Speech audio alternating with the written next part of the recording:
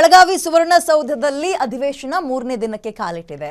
ಇವತ್ತು ಕಾಂಗ್ರೆಸ್ನಲ್ಲಿ ಕೊಟ್ಟಿರುವಂತಹ ಗ್ಯಾರಂಟಿಗೆ ಸಂಬಂಧಪಟ್ಟಂತೆ ವಿಚಾರಗಳನ್ನು ಗಮನಿಸೋದಾದ್ರೆ ಸಿಎಲ್ಪಿ ಸಭೆಯಲ್ಲಿ ಶಾಸಕರಿಂದ ಅನುದಾನಕ್ಕೆ ಬೇಡಿಕೆ ಇಡಲಾಗಿದೆ. ಸಿಎಂ ಡಿಸಿಎಂ ಎದುರೇ ಶಾಸಕರು ಅಸಮಾಧಾನ ವ್ಯಕ್ತಪಡಿಸ್ತಾ ಇದ್ದಾರೆ.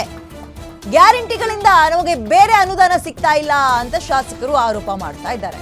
ಅದು ಕೂಡ ಸ್ವಪಕ್ಷ ಶಾಸಕರೇ ಈ ಅಸಮಾಧಾನ ವ್ಯಕ್ತಪಡಿಸಿದ್ದು ಮುಜುಗರ ಆಗಿದೆ. ಆದರೆ ಅಂಥದ್ದು ಏನಾಗಿಲ್ಲ ಅಂತ ಸಚಿವರು ಹೇಳ್ತಾ ಇದ್ದಾರೆ. ಯಾರೂ ಕೂಡ ಗ್ಯಾರಂಟಿ ಯೋಜನೆ ಬೇಡ ಅಂತ ಹೇಳಿಲ್ಲ. ಅರ್ಹರಿಗೆ ಮಾತ್ರ ಗ್ಯಾರಂಟಿ ಯೋಜನೆ ತಲುಪಬೇಕು.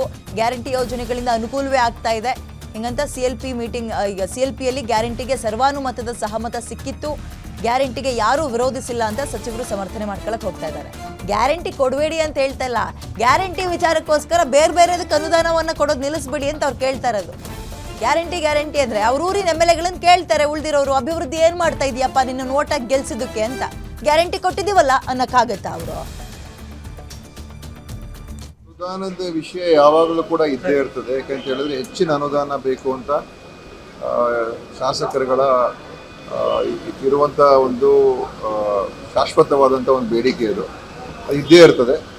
ಈಗ ಅನೇಕ ಕಾಮಗಾರಿಗಳನ್ನು ಈಗಾಗಲೇ ತೊಗೊಂಡಿರ್ತಕ್ಕಂಥದ್ದು ಇನ್ನೂ ಸ್ವಲ್ಪ ಶೀಘ್ರಗತಿಯಲ್ಲಿ ಆಗಬೇಕು ಅಂತ ಒಂದು, ಮತ್ತು ಆ ಬೇಡಿಕೆಗಳು ಇದ್ದೇ ಇರ್ತದೆ. ಆದರೆ ಗ್ಯಾರಂಟಿ ಯೋಜನೆಗಳ ಬಗ್ಗೆ ಎಲ್ಲ ಶಾಸಕರಿಗೆ ಬಹಳ ಒಂದು ಅದ್ರ ಬಗ್ಗೆ ಒಳ್ಳೆ ಅಭಿಪ್ರಾಯ ಇದೆ. ಜನರಿಗೆ ಭಾಳ ಅನುಕೂಲ ಆಗ್ತಾ ಇದೆ ಅಂತ ಅದು ಒಂದು ಒಳ್ಳೆ ಅಭಿಪ್ರಾಯ ಇದೆ. ಆದರೆ ಕೆಲವರಿಗೆ ಆ ರೀತಿ ಭಾವನೆ ಮಾಡಬೇಕಾಗಿಲ್ಲ. ಗ್ಯಾರಂಟಿಗಳನ್ನ ನೀವು ಪುನರ್ ಪರಿಶೀಲನೆ ಮಾಡಿ ಅಂತಕ್ಕಂಥದ್ದಿಲ್ಲ. ಆದರೆ ವಾಸ್ತವಾಂಶ ಏನಂದ್ರೆ ಗ್ಯಾರಂಟಿಗಳಿಂದನೇ ನಾವು ಗೆಲ್ಲಕ್ಕಾಗೋದಿಲ್ಲ. ಗ್ಯಾರಂಟಿ ಜೊತೆಯಲ್ಲಿ ಅಭಿವೃದ್ಧಿ ಕೆಲಸಗಳು ಆಗಬೇಕು. ಆಗ ಮುಂದೆ ನಮಗೆ ಪಕ್ಷಕ್ಕೆ ಒಳ್ಳೆಯ ಹೆಸರು ಬರುತ್ತೆ ಅಂತಕ್ಕಂಥ ಸಲಹೆ. ಆ ಸಲಹೆಯನ್ನು